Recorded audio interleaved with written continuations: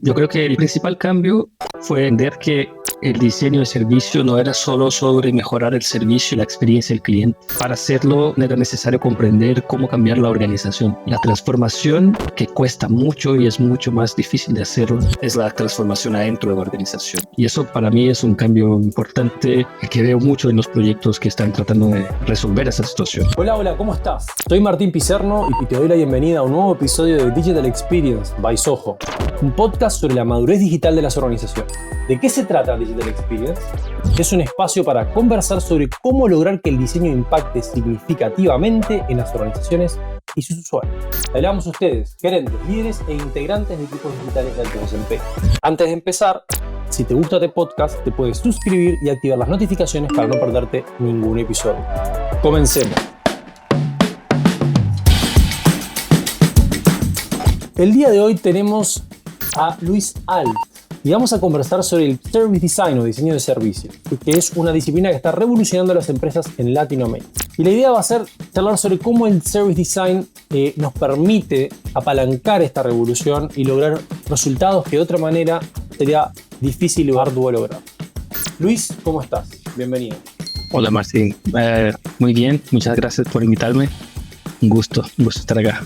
Gracias y un gusto tenerte a ti. Voy a hacerte una presentación para que la audiencia te conozca así como te conocemos nosotros y si quieres agregar algo luego nos cuentes. Luis es fundador y uno de los responsables de la operación brasileña de LeapWork, la primer consultora de diseño de servicios del mundo, creada en Londres en el 2001. También es creador del primer curso de Design Thinking en América Latina en el Centro de Innovación y Creatividad de la ESPM de Sao Paulo. Autor del bestseller Design Thinking Brasil, el primer libro sobre el tema escrito en portugués, es además uno de los fundadores del capítulo brasileño del Service Design Network, la principal red mundial de diseño de servicios y profesionales de diseño.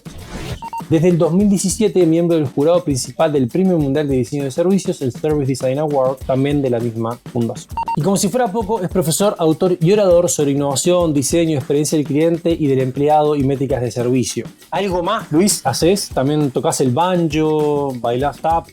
Toco la guitarra un poquito, me gusta. Bailar los músicos no bailan, ¿no? Así que... Los músicos no bailan, es verdad. Sí. Es verdad. Está bien, ¿algún dato más que quieras sumar además de tu experiencia profesional o algo que quieras destacar de lo que ha sido tu carrera y el Service Design? No, creo que hay muchas cosas ahí por las cuales podemos empezar. Bueno, trabajamos con grandes organizaciones por LeapWork, pero también tengo un interés muy grande en esta parte más de investigación. Entonces siempre trato de dar cursos, charlas en eventos. Entonces siempre he estado metido en esas cosas. Me parece que ha sido un trabajo muy importante para construcción de una comunidad que cuando empezamos acá en Brasil no existía mucho, no se hablaba mucho del diseño aplicado a esos lugares, más de estrategia, de pensar en los servicios de las organizaciones, la experiencia del cliente. Entonces una manera de verdad generar awareness, ¿no? De hacer con que la gente conociera a esos temas fue exponiendo, creando cursos, clases, etc. Evangelizando, como le decimos por aquí también, ¿no? Teniendo que hacer el rol de profeta en su propia tierra. Así es. Luis, me gustaría empezar un poco describiendo, que tú nos describas qué es el Service Design, porque es una palabra que hoy en día se ha aparecido mucho en los últimos años. Muchos dicen que lo hacen, muchos dicen que conocen del tema, pero ¿qué es el Service Design y cómo se diferencia del diseño tradicional principalmente?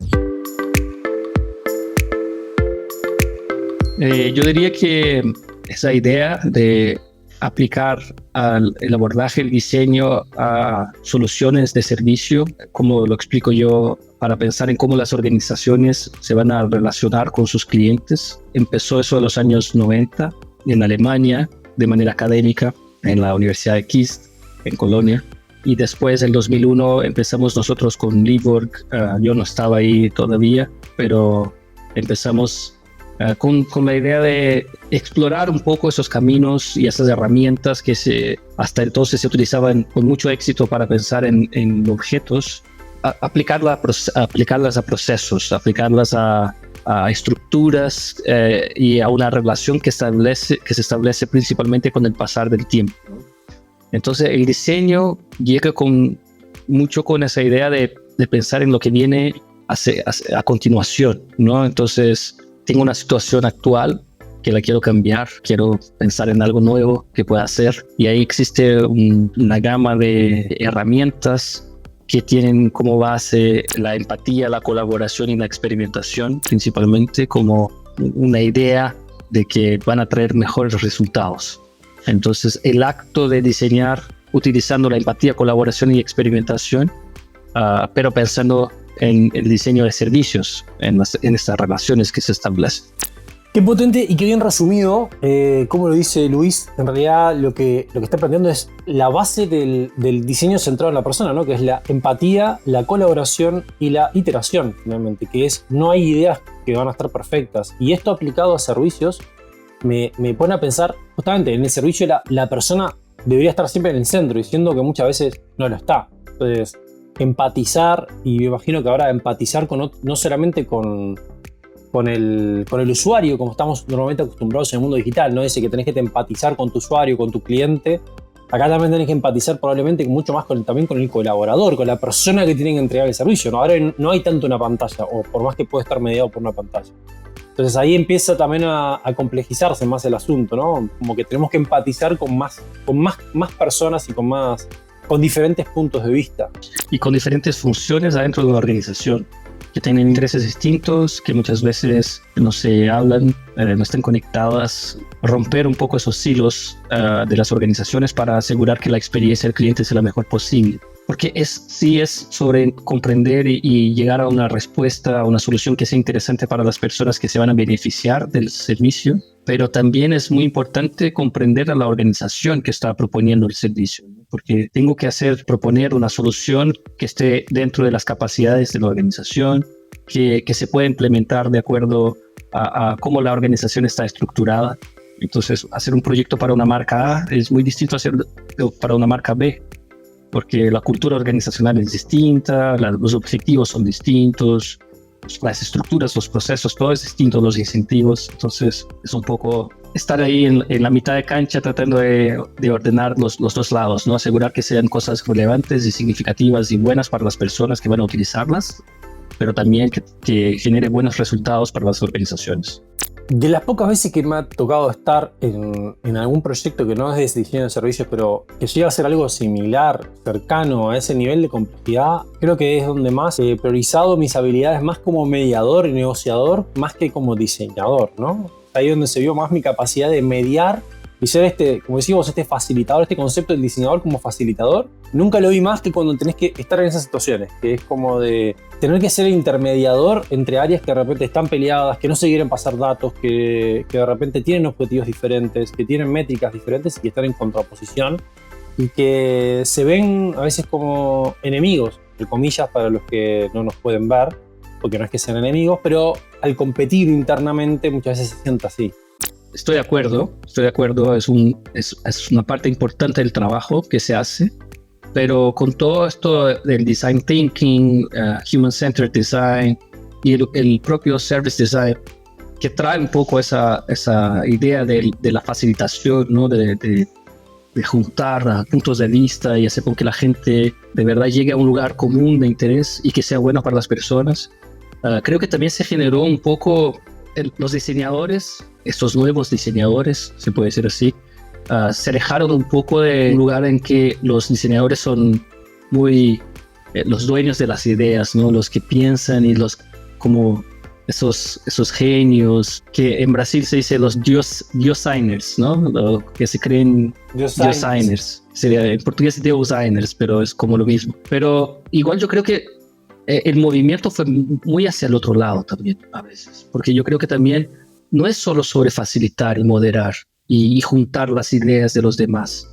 Hay también un rol muy importante de proponer, de hacer sentido a las cosas como se presentan y sí escuchar a todas las partes, pero también con base en todo lo que se descubrió y todos los aprendizajes del proceso, apuntar caminos, decir, mira, yo creo que por acá tenemos algo interesante y que podemos hacer. Y a veces me parece que mucha gente que trabaja con el diseño de servicio, con design thinking, etcétera, se esconde un poco por detrás de las opiniones de los demás y no pone un poco de sí mismo en el proceso de creación es nuevo. Tenés que tener, como dicen los americanos, skin in the game, ¿no? Hay que poner un poquito también de jugársela y tener una opinión. Aprovecho que me estás contando un poco de esto de los designers en Brasil. ¿Cómo ves la situación en Latinoamérica del Service Design? ¿En qué estado estamos? ¿Cómo el Service Design Network está viendo lo que está pasando en Latinoamérica? ¿Qué opinión tenés sobre eso?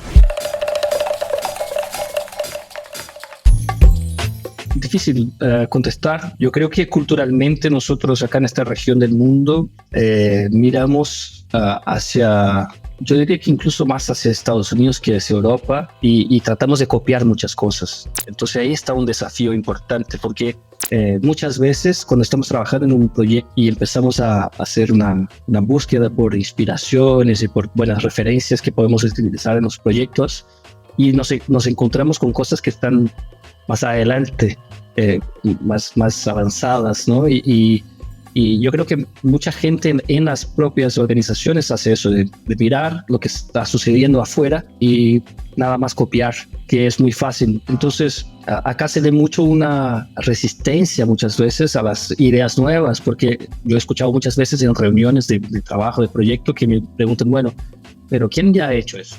¿A dónde ya han visto algo así? Y no hay tanta, no se ve tantas las ganas de que la gente cree algo nuevo y que pruebe y que descubra si es que de verdad va a resultar. Entonces creo que muchas veces la gente trata de estar en un lugar más seguro, de innovar, pero innovar adentro de un lugar más conocido, que es una contradicción muchas veces, ¿no?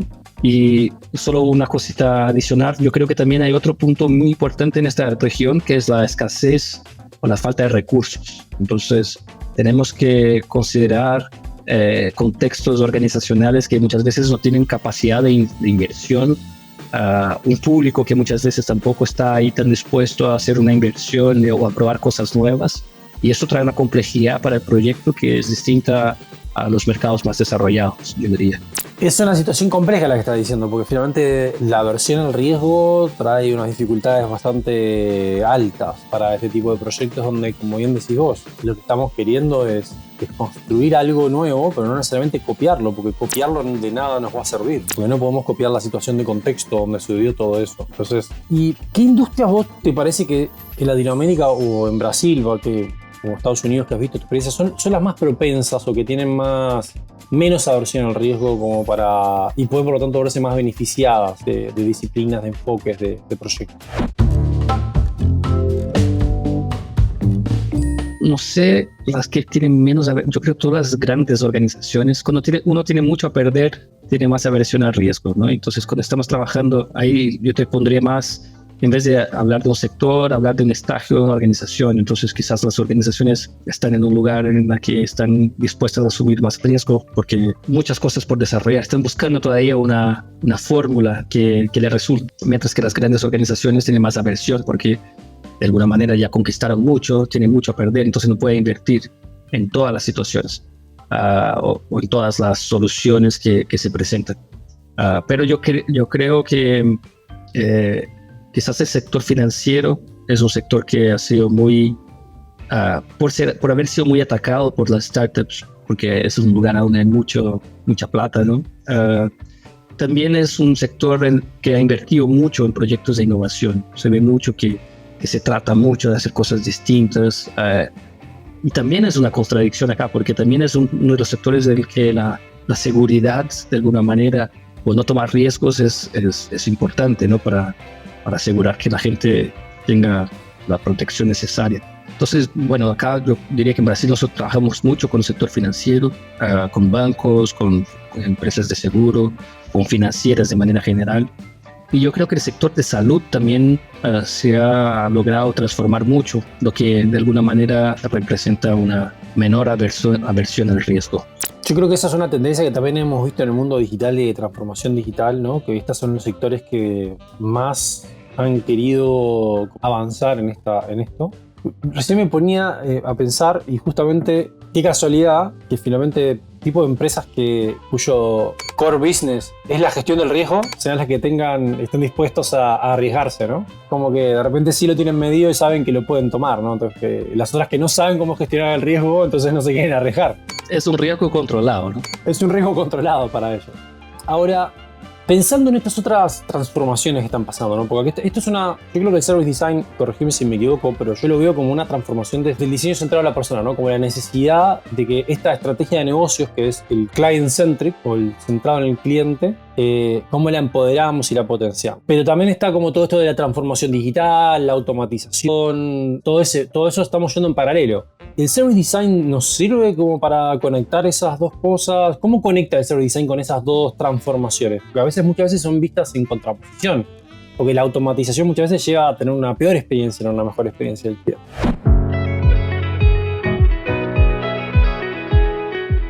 Mira, nosotros hoy en LeapWork hablamos de 4 transformaciones las cuales podemos ayudar. Habiendo sido la primera consultora de diseño de servicio, yo creo que hemos explorado muchos lugares y esas 4 son las que nos parecen las más fuertes, ¿no? Y todo tiene que ver con la experiencia del cliente en algún nivel. La primera es la centralidad en el cliente, que tiene que ver un poco con eso de customer-centric design, etcétera. Pero más que pensar en la experiencia que sucede al lado de afuera, que obviamente es algo que resulta de una empresa que tiene la centralidad en el cliente incorporada en sus estructuras y en su cultura, es sobre la transformación que sucede adentro. Porque por mucho tiempo hacíamos proyectos para pensar en la experiencia al lado afuera, y después de un tiempo nos dábamos cuenta que lo que habíamos cambiado y que había traído resultado no se mantenía, porque faltaban estructuras, faltaba una cultura adentro que fuera capaz de seguir evolucionando esa experiencia. La segunda es la transformación digital, o como decimos nosotros, aceleración digital. Y yo lo explico nada más como ayudar a las organizaciones a estar a donde sus clientes esperan que estén. Porque nosotros clientes estamos ya muchas veces más adelantados que las organizaciones. Entonces las organizaciones que tienen que correr detrás de donde estamos nosotros. Por las expectativas que se generan en todos los lugares, ¿no? Que llego en mi casa y quiero comer algo y puedo pedir una comida, ¿por qué no puedo hacer lo mismo? Le podemos meter cualquier negocio. La tercera es la innovación, que es una transformación continua. Entonces toda organización debe estar todo momento buscando reinventarse y buscar nuevos modelos que sean más interesantes que los suyos actuales.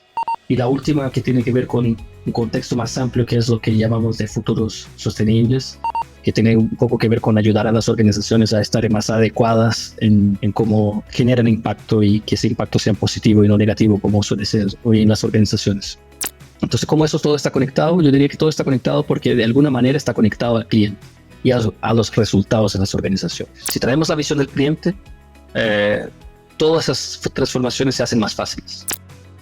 De esas 4, ¿dónde te parece que hoy están como poniendo más fichas las empresas? ¿O es algo que ustedes están viendo como que se van distribuyendo, que son las 4 importantes? ¿O dónde es como la puerta de entrada? ¿Por el cliente? ¿Por la transformación digital? ¿Por la cultura? ¿Por la innovación?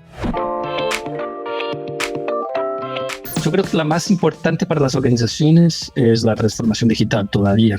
Pasamos por un momento ahí de pandemia, en que las organizaciones que no eran digitales tuvieron que invertir mucho y correr detrás de estar adecuadas a una situación que se presentó. Fueron obligadas a volverse digitales, y eso es algo que no va a parar. Ahora tenemos la inteligencia artificial surgiendo y todos los impactos que eso va a traer para la manera como nosotros nos relacionamos con los negocios incluso. Entonces creo que es algo que es más percibido como necesario que los demás. Los demás todavía parecen como algo nice to have, ¿no? Entonces, interesante, puede ser que de verdad lo que estés diciendo, que me va a subir las recetas y que reducir los costos al tener esa visión del cliente incorporada a mi cultura y a mi estructura, pero no es mi prioridad máxima ahora, porque todavía tengo que resolver el tema de que no estoy logrando vender digitalmente de manera autoasistida, etcétera. Y teniendo en cuenta la situación que se está viendo, como decía vos, de los cambios tecnológicos ahora que se van a acelerar con la inteligencia artificial, con el machine learning, con los nuevos protocolos abiertos que hay ahora de Web 3.0 y una cantidad de cosas y sobre todo por una cosa que dijiste que no es menor, y la exigencia de los clientes, que estamos cada vez más exigentes, que estamos buscando buscando cada vez más tener experiencias satisfactorias y no estamos dispuestos a que simplemente sean mediocres las experiencias. ¿Por qué? Porque nos hemos acostumbrado a otro tipo de empresas que las solucionan bien, ¿no? Entonces dicen, ¿por qué no lo puedo hacer? Exactamente. ¿Por qué si yo ya puedo pedir mi farmacia, por qué no puedo pedir mi médico? ¿Por qué no puedo pedir mi abogado? ¿Por qué no puedo pedir mi lo que sea de la misma manera?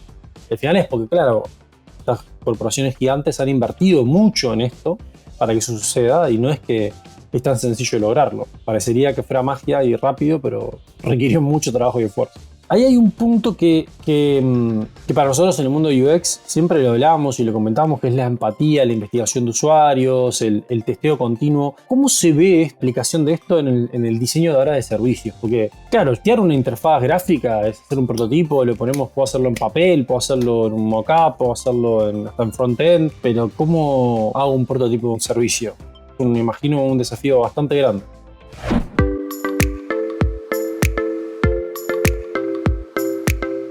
Sí, bueno, antes de contestar esta pregunta, si es que me permites, yo voy a hacer un comentario sobre el anterior. Yo creo que como humanidad nosotros estamos en búsqueda de facilitar nuestras vidas. Cada vez más y siempre estamos buscando con que las cosas sean más fáciles, más cómodas. Y yo en el 2017 escribí un artículo hablando sobre ahí estaba surgiendo Alexa, Siri y esas cosas. Y para mí, en el futuro, en aquel momento, si las cosas siguieran caminando de la manera como caminaban, llegaremos a un lugar en que habría una única interfaz, como en la película Her, ¿no? Entonces yo hablo con mi asistente personal, que era así en el pasado. Las personas que estaban en buenas posiciones en el pasado tenían una persona que les ayudaba con todo. Les recordaba el cumpleaños de incluso sus hijos, ¿no? Y le compraban los regalos y hacían de todo. Y yo creo que estamos llegando a un lugar, y eso lo escribí en el 2017, un poco similar, porque yo no quiero acceder, si voy a viajar, no quiero acceder a una página de hoteles para reservar el hotel, después acceder a una página de aerolíneas para comprar los pasajes y después hacer la reserva del restaurante. Yo quiero decirle a alguien o alguna cosa que, mira, eso es lo que quiero hacer. Quiero hacer un viaje con mi familia de vacaciones a una playa que no esté a más de 10 horas de distancia y que no me coste más de tantos $1,000. ¿Qué me sugieres? Y ya me van a traer una respuesta lista y ya me van a hacer reservas y todo eso va a suceder con una interfaz única. Y ahora con la inteligencia artificial yo creo que eso va a ser más posible todavía. Entonces lo que veo es que muchas veces las organizaciones se van a tener que conectar con estos asistentes y todo va a suceder en el backstage. Nuestra interfaz va a ser única. Y bueno, dejemos la pregunta anterior de la investigación un segundo de lado, porque esta es mucho más interesante para explorar, pero porque lo que estás diciendo, primero conecta mucho con lo que yo pienso también, pero que en realidad hay algo que nos olvidamos en este mundo del UX o del diseño, que en una etapa por la velocidad de la necesidad de digitalizar las cosas y hacerlas físicas o digitales, desde que estén en el teléfono, que estén en la computadora, nos olvidamos que al final son todos servicios y al final la gente... Y lo que estamos dándonos cuenta es que esto de la autogestión, que parece, es la palabra mágica, todo el mundo quiere que sea autogestionado, pero es mentira. La autogestión es que le estás delegando al cliente la gestión. Estás delegando en la persona, cuando la persona lo que quiere es justamente lo que está diciendo, yo quiero facilitar mía, no tengo ganas de hacer más cosas. Quiero que las hagan por mí. Y vos como empresa decís, no, yo me digitalicé. Es lo último que quiero, autogestionarme. Lo que más quiero es llamar, levantar el teléfono, dulcemente o enojadamente hablar con alguien y que me resuelva el problema. Yo no quiero hacer nada más. Eso es lo que yo quiero. Esa es la mejor experiencia para mí. Que me resuelvan el problema y que yo no tuve que hacer nada, no tuve que dedicar mi pensamiento, lo saqué de mi cabeza. Ahora, tener que lidiar, por más que la interfaz sea la mejor o la peor, tener que lidiar con una interfaz es una delegación de la empresa del problema hacia el cliente. Cuando surjan estos asistentes, esta posibilidad de asistentes, las primeras empresas que realmente los puedan implementar, que hagan que las personas pierdan la fricción de tener que lidiar con una interacción, esas van a ganar enseguida el mercado porque van a lograr eso de vuelta. ¿Qué es lo que teníamos antes? Uno iba antes al banco y tenía un ejecutivo bancario que le resolvía el problema. Uno iba antes había el secretario del dentista al cual uno se conectaba y le pedía, ahora no, lo puedes hacer automatizado. No, pero lo tengo que hacer yo, tengo que entrar, buscar la hora, hacer clic, poner mi correo y acordarme yo de la cita, ponerlo en mi calendario. Está bien, lo puedo hacer yo, pero no tengo ganas de hacerlo yo, quiero que alguien lo haga por mí. Entonces, como la verdadera promesa ahora viene por ese lado, que es un poco volver a los orígenes de cómo se entregaban los servicios antes, pero ahora con un sistema que probablemente nos permita conectar a hacer las cosas más rápido. pero que al final queremos eso, queremos delegar el problema nada más. Que es la promesa de la tecnología original, ¿no? Que tengamos más tiempo.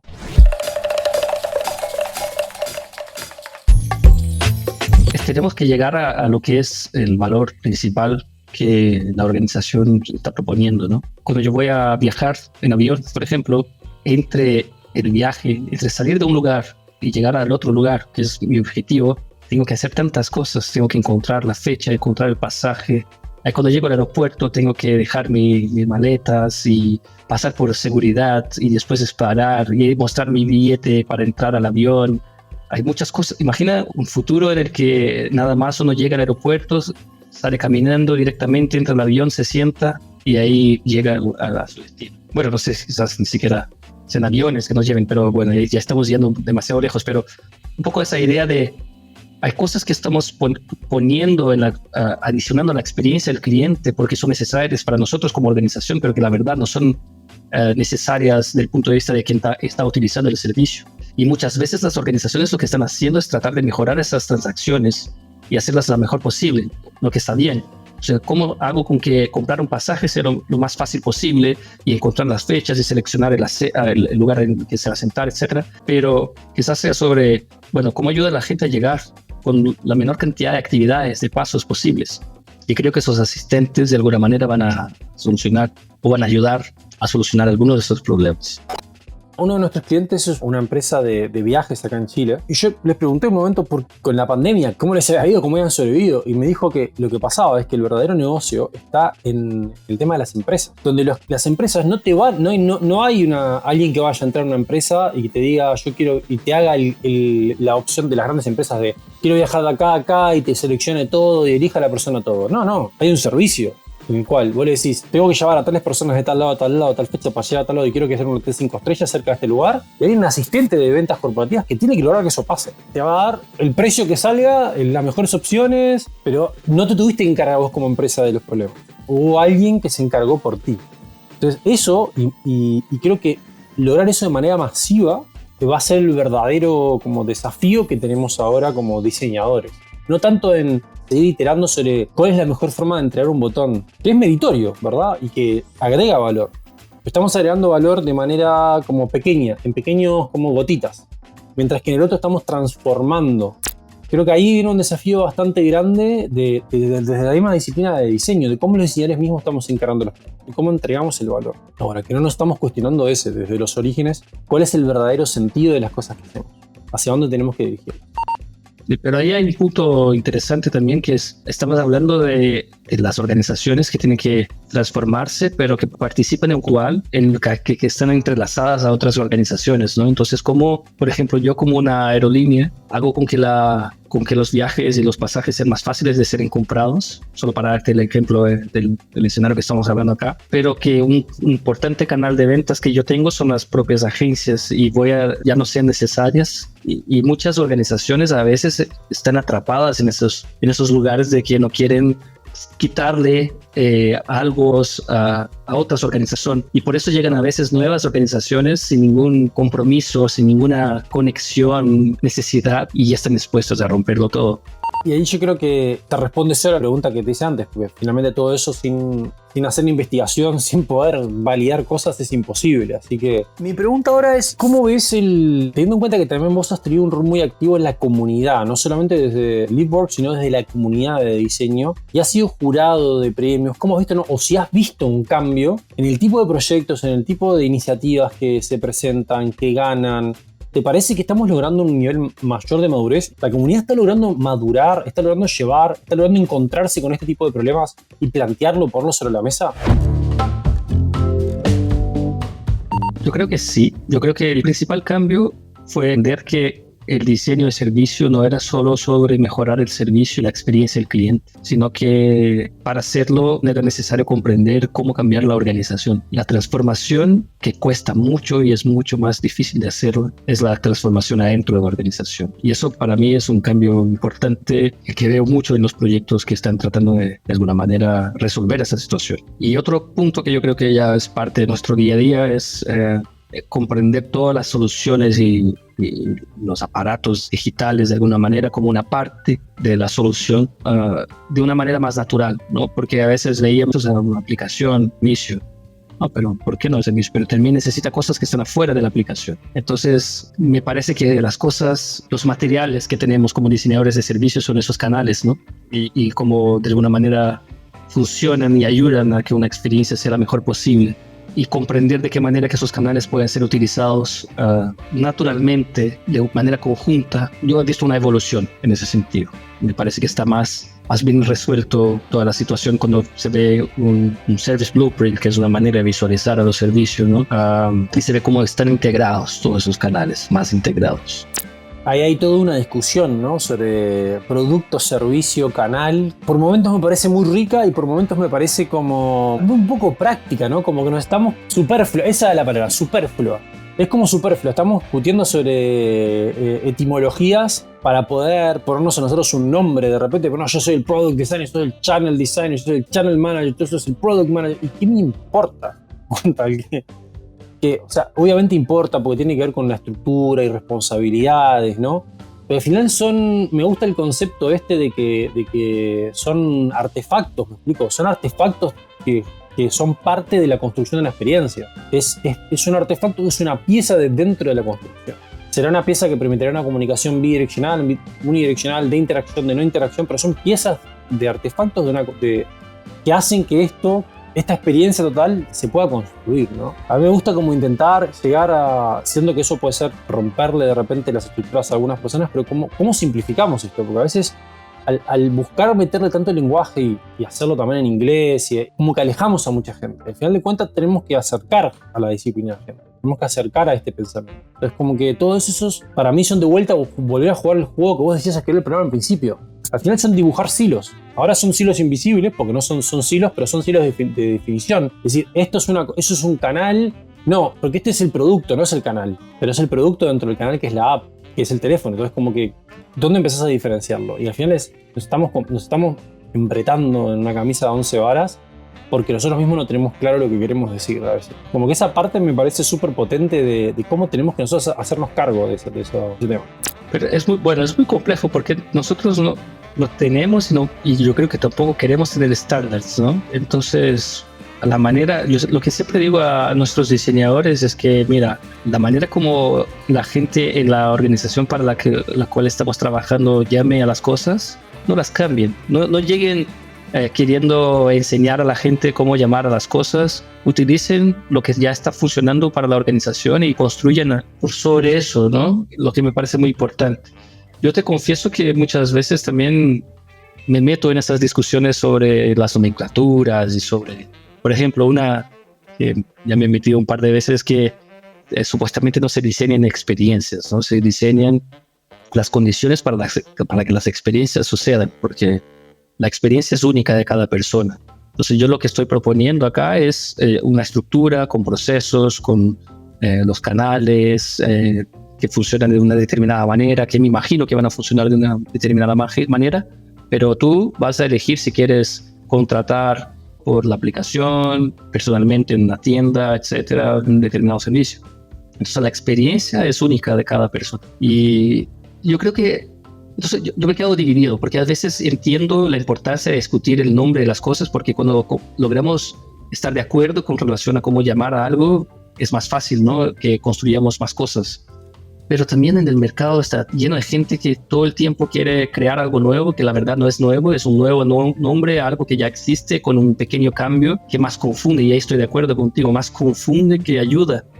Ese es un desafío que creo que todos tenemos que de una manera empujar, que es primero de todo estoy 100% de acuerdo con lo que dijiste, de que uno cuando entra como externo a una organización tiene que adaptarse al lenguaje de la organización y no tiene que venir con su propio lenguaje a querer que los otros se adapten a uno. Es parte, me parece, del proceso de empatía y colaboración que dijiste al principio, que es como la clave del éxito de estos proyectos. Pero también tenemos que hacernos cargo de tomar decisiones, me explico, de cómo queremos que se nombren las cosas, aunque sea internamente. Y tomar una postura. Yo creo que también de vuelta vuelvo a eso de que decías, de que a veces el design thinking nos ha llevado al no tomar posturas, porque siempre estamos como creando todo de vuelta, cuando en realidad muchas de estas cosas Hace poco estoy leyendo papers de 1960 y 1950 de Human Computer Interaction y digo, ya habían inventado todo. Estamos refritando cosas que han sido cocinadas y refritas ya hace muchos años. Las problemáticas y las preguntas son las mismas 70 años de cómo vamos a interactuar con estos sistemas y cómo va a integrarse en nuestra vida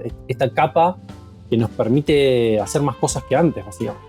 Es una discusión donde también tenemos que tomar partido por un tema de facilitar a los que vienen atrás y los que no participan, de hacer más sencillo esto de vuelta, como hacer más fácil la vida. Pero te voy a poner una pregunta difícil porque justo el otro día estaba discutiendo con Álvaro, el CEO de Soho, que vos lo conocés también, pero para el resto del público.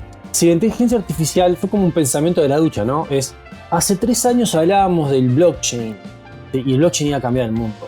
Y Web 3.0, y después vino el metaverso, y Facebook se cambió de nombre a metaverso, y ahora es la inteligencia artificial. Entonces, ¿hasta dónde esto no es un fad? Me explico, ¿no sentís vos que esto es otra vez, que hay una nueva tecnología que nos va a salvar, que va a cambiar el mundo? Pero en realidad, obviamente, es una herramienta muy potente. Lo mismo dijeron del Segway, ¿me explico? Entonces, ¿cuál es tu opinión con respecto a esto? ¿Lo sentís como algo que realmente va a cambiarnos o lo sentís como un paso más en este proceso de transformación cultural y tecnológica que estamos dando como especie ahora, ¿no? Bueno, yo creo que hay una curva. Bueno, primero que inteligencia, yo estaba escuchando un podcast que estaba entrevistando a Kevin Kelly, que es el tipo que creó la revista Wired, y él decía que la inteligencia artificial es como una tecnología muy, muy interesante porque ya se viene discutiendo sobre esta tecnología hace como 100 años, pero que antes no era posible implementarla porque no teníamos capacidad computacional para hacerlo. Entonces es algo que ya ha sido debatido por un grupo muy pequeño de personas, pero que ya ha sido muy debatido. Y hay esa curva de Gartner que dice que cuando surge una nueva tecnología, primero hay como de entusiasmo, ¿no? La gente se pone muy excitada ahí con la tecnología y después hay como una decepción que ya no sé si está todo eso, pero después ya llega la aplicación, la utilización de verdad que genera valor para la sociedad de generar como blockchain. Y yo creo ya ahora está empezando a llegar en este nuevo momento de subir. Y después de un momento que solo se hablaba de blockchain, pero después como que no se dio, pues, claro, sí se dieron muchas cosas, pero para el ciudadano average, claro, no, muchas cosas no han cambiado todavía. Yo creo que la inteligencia artificial sí, bueno, yo tampoco soy un gran estudioso de inteligencia artificial, sí que me preocupa en el sentido de que tengo que saber utilizar y saber de lo que es capaz para poder pensar en servicios, pero yo creo que es la primera tecnología desde la internet que va a cambiar fundamentalmente la manera como nosotros nos relacionamos con las organizaciones y cómo vivimos nuestras vidas, porque si es de verdad un asistente muy poderoso que va a ser capaz de hacer cada vez más cosas a partir del momento que se empiece a conectar con las organizaciones. Y ya estamos viendo muchas soluciones específicas, como de viaje, como de hacer presentaciones, como hacer músicas, etcétera, que son basadas en la inteligencia artificial. Así que yo no creo que sea un fad. Yo creo que de verdad es algo que dentro de 5 años más vamos a mirar a este momento que estamos ahora acá conversando y sin saber exactamente qué es lo que va a suceder. Vamos a reírnos de eso porque no, ya vamos a estar en otro lugar. Es como los smartphones, cómo cambiar nuestras vidas, ¿no? Es muy difícil imaginar a la vida sin tener un smartphone. Es un cambio fundacional, vamos a decir, que va a lograr. Ok, todavía como que yo voy a guardarme. Yo le dije a Álvaro que anotara el 21 de mayo, a ver si el 21 de mayo de 2024 seguíamos hablando de inteligencia artificial o no. No dudo el análisis que haces que va a cambiar nuestra vida, pero creo que hay un hype factor muy grande ahora que hace que la gente suponga que esto probablemente haga más de lo que realmente pueda hacer. Pero bueno, siendo conscientes con nuestro tiempo y con nuestros oyentes, te quiero invitar a una sección de nuestro podcast que a mí me gusta mucho, que tiene que ver con intentar exprimir tu cerebro para que nuestros oyentes puedan sacar el jugo más comprimido y condensado de la experiencia de Luis, que le llamamos el 3 consejos en 3 minutos. La idea sería que si tuvieses que darle a un líder de equipo, a un gerente, a alguien que está queriendo mover la aguja y velar por la transformación, la buena experiencia, etcétera, desde tu experiencia, 3 puntos claves para desarrollar el diseño de servicio, ¿qué le dirías? 3 cosas.